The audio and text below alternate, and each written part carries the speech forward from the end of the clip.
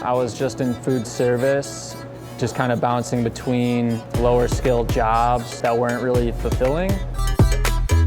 I took a risk and I'm really glad I did. I feel confident that when I'm done, that I'm going to be able to go up instead of stay stagnant in terms of job and hourly rates.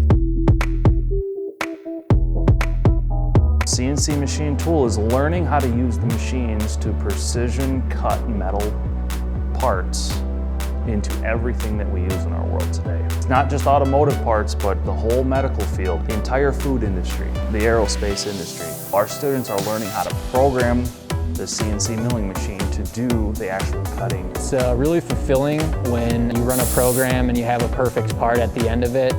It's hard to beat. Once I get done with this program, immediately I know that my pay is going to go up. It'll be easier for me to hold on to a job for a longer period of time, regardless of what comes down the road. How much is it going to cost? How long is it going to take? And what are we going to get out of it? I think a lot of the training, it directly applies to what I'm currently doing right now. I needed those basic skills first. I never would have thought I would love doing CNC work, but I do.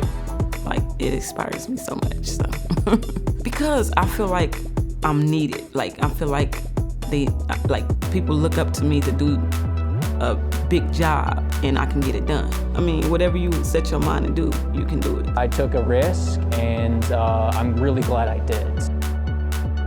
The job market is booming. They cannot find enough people to work skilled trades.